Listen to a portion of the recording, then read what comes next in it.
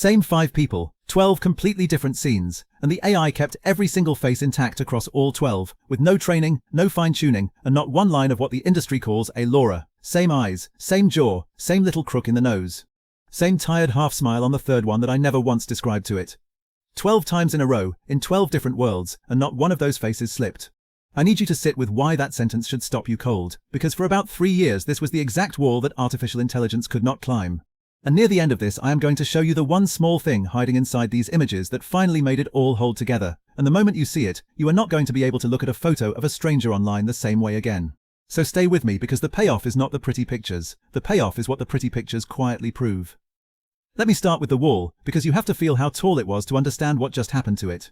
If you have ever played with an AI image generator, you already know the problem, even if you never had a name for it. You type a prompt, you get a gorgeous face, you love it, and then you type a second prompt to put that same person somewhere else, and a total stranger shows up wearing their clothes. The eyes drift, the chin changes, the age jumps 5 years. The whole face quietly resets, because the model was never holding a person, it was holding a vibe, and it repainted the vibe from scratch every single time. That one flaw is the reason AI images have been stuck as a party trick instead of a tool. You cannot tell a story with a character whose face changes in every panel. You cannot build a brand around a spokesperson who is a different human in shot 2. You cannot make a comic, a children's book, a product line, an ad campaign, anything with a recurring person in it, if the person will not stay the same person. Identity was the last locked door, and everybody in this space knew it. Now, people did find a way around it, and I want you to understand the old way, because it is the entire point of why the new way is a bombshell. The workaround was called a LoRA, and training one was a whole ritual. You would gather 20, 30, 50 photos of the same face. You would label them. You would rent a graphics card, or borrow one in the cloud, and you would run a training job that could take anywhere from 20 minutes to a couple of hours, burning real money and real electricity, teaching the model, over and over, this specific face, remember this specific face. And at the end, if you did it right, you got one custom add-on that could reproduce that one person, one face, hours of work, every single time. So that was the state of the art, right up until a few weeks ago. If you wanted a consistent character, you paid the tax. You collected the dataset, you ran the training, you waited, you paid, and you prayed the result actually looked like your person and not their slightly wrong cousin. It worked, but it was slow, technical, and expensive, which meant only the dedicated few ever bothered. Consistency was a locked feature behind a very annoying paywall of effort. Remember that phrase, the tax, because in a minute I am going to show you the exact moment the tax hit zero. Here is the setup for what I actually did. The tool is Google's newest image model, the one everyone is calling Nano Banana 2, technically Gemini 3.1 flash image, with the lighter, faster Lite version rolling out at the start of July. And the headline claim, the one I flat out did not believe, was this. You give it one reference image of a person, not 50, one, no training, no LoRA, no waiting. And it will carry that exact face into any scene you can describe, and keep it. So I decided to try to break it, on purpose, as hard as I could. I picked 5 reference faces.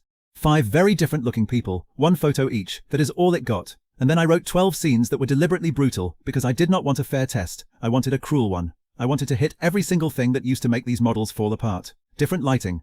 Different angles, different ages of the same lighting on skin. Extreme emotions, profiles which are historically where AI faces collapse the fastest. And I told it, put these same 5 people through all of it, and do not let a single face change. Then I hit go, and I honestly expected a mess. The first scene came back, and it was almost boring, in the best possible way. All 5 of them, standing together, soft window light, neutral faces, and they looked exactly like their reference photos. Fine, I thought, that is the easy one, that is basically just copying. The real test is whether they survive when I start twisting the world around them. So I moved to scene 2, and this is where my expectations started quietly breaking. Scene 2, I threw them into harsh, orange, late afternoon sun, low and sideways, the kind of light that carves deep shadows across a face and usually makes an AI reinvent the whole bone structure to fit the new shadows. And they held. Same 5 people, now lit like a sunset, and every face was still, unmistakably the same face. The light had changed completely, the person underneath the light had not. That is the thing that is supposed to be impossible, and it just happened in front of me on the second try. But I still was not convinced, because straight on faces in nice light is the friendliest case there is.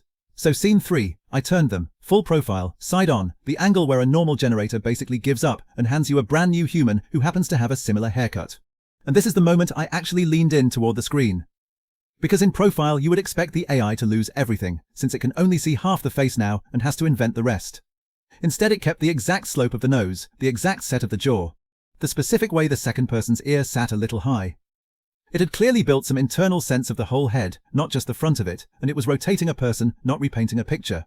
Now let me slow down, because here is the idea that reframes this entire video, and it is the thing that separates a cool demo from a genuine shift. What this model is doing is not memorization. It did not study my 5 faces for an hour. It looked at each one for a fraction of a second, one time, and extracted something like the essence of that face into a compact internal fingerprint, and then it carried that fingerprint into every new scene as a fixed anchor. It is not redrawing the face each time and hoping it matches. It is holding the identity constant and painting a new world around it. That is a completely different mechanism, and it is why it does not drift. Keep that distinction in your head, an anchor instead of a redo, because it is going to matter enormously at the end. So I kept escalating. Scene 4, I aged them up 30 years, grey hair, lined skin, the works, and here is what shocked me. They still looked like themselves, just older. It is genuinely hard to describe how strange that is to watch. You know how you can look at a childhood photo of someone and a photo of them at 60 and instantly know it is the same person, even though almost every surface detail has changed. The model did that on command.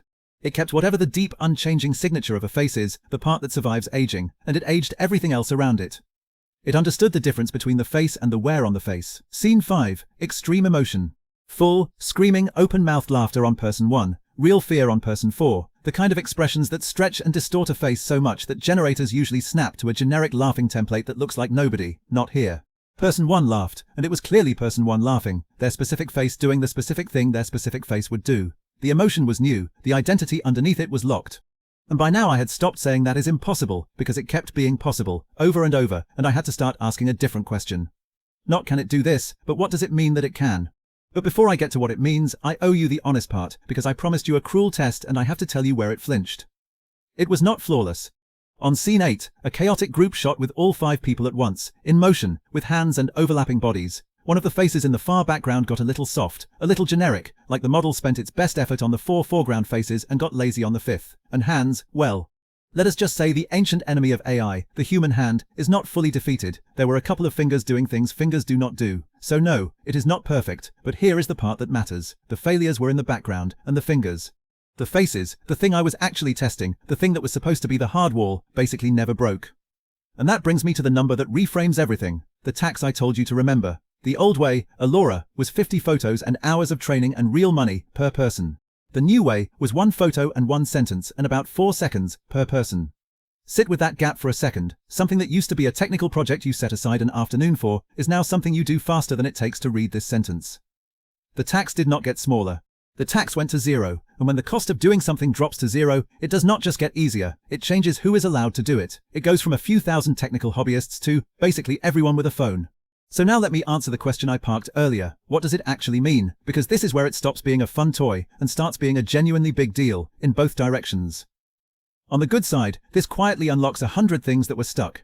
A single creator can now make an entire illustrated story with a consistent cast. No studio, no budget. A tiny brand can have a recurring spokesperson who is the same person in every single ad. A game designer can generate a character and see them in 50 situations before lunch. Every use case that died the moment the face changed is suddenly alive. The recurring character, the one thing you could not have, is now free. But you are smart, and you already feel the other edge of this. So let me say it plainly, because pretending it is only sunshine would be dishonest. If 1 photo of a face is now enough to place that face into any scene you can describe, then 1 photo of anybody is enough. A photo you posted years ago, a face pulled from a profile. That is enough now to generate that person, convincingly doing things they never did, in places they have never been, at effectively 0 cost and effectively infinite volume. The exact capability that lets a creator build a hero is the capability that lets a bad actor build a lie. It is the same key, it just opens 2 very different doors, which is exactly why I want to bring you to the reveal I promised at the very beginning, the one small thing hiding in these 12 images. Because when I laid all 60 final pictures out, 5 people across 12 scenes, and stared at them long enough, I noticed the detail that changed how I understood the entire experiment. And it is not a flaw, it is the opposite of a flaw. It is the thing that makes this genuinely a little unsettling. Ready? 2 of those 5 people do not exist. They never did. I did not start with a photo of a real human for all 5. For 2 of them, the very first reference image, the one the model built its fingerprint from, was itself generated from scratch, a face of a person who has never been born, never breathed, never stood anywhere. And then that invented face was carried, perfectly consistently, through all 12 scenes, aged, lit, turned, laughing, exactly as reliably as the real ones.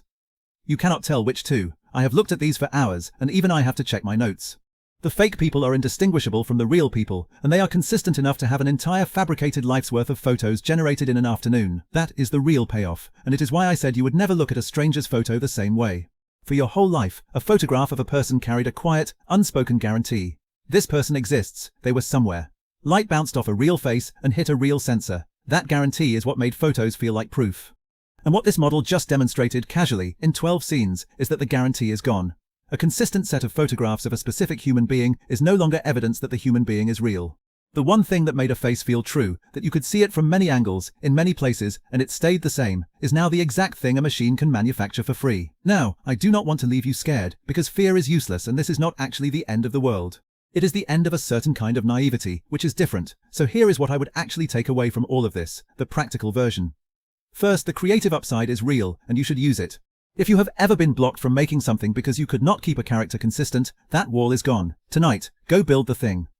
Second, update your default. The new baseline assumption, going forward, is that a photo or a video of a person is not proof of anything by itself. Not fear, just literacy. The same way we all eventually learned that a screenshot of text can be faked in 10 seconds, we now have to learn that a photo of a face can be too. And third, and this is the one I keep coming back to, notice what actually fell here.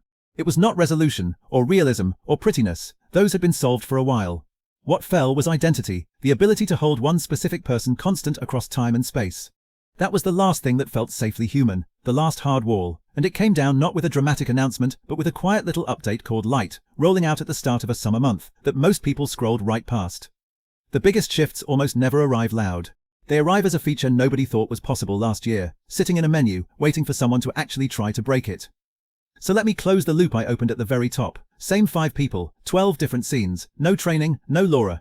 When I said that in the first 10 seconds, it sounded like a bragging spec sheet, a technical flex about a photo model, but now you know it was never really about photos. It was about the fact that a machine can now hold a human identity in its head as a fixed thing, and wear it into any world it wants, for 2 people who are real, and 2 people who never existed, and you cannot tell the difference. The demo was the pictures. The story was always the fingerprint underneath them. And here is the line I want to leave you with, because it is the whole thing in one breath. For 3 years, the flaw in AI faces, the drift, the way the person kept changing, was secretly the safety feature. It was the thing that told you at a glance, this is fake, the face will not hold. That flaw is now fixed, the face holds, and the moment it started holding perfectly is the exact moment a photograph stopped being proof. The wall did not just fall. The wall was protecting us, and nobody noticed until it was already gone. If this shifted how you think about a single photo of a stranger, even a little, subscribe, because the next video is the hands-on one. I am going to walk you through exactly how to do this yourself. The single reference image, the exact prompt structure that keeps a face locked across scenes, and the 3 settings that separate a character who holds from a stranger who drifts. And trust me, once you have kept your own face consistent across 12 impossible scenes with 1 photo and 1 sentence, you are going to understand this shift in your gut, not just in your head.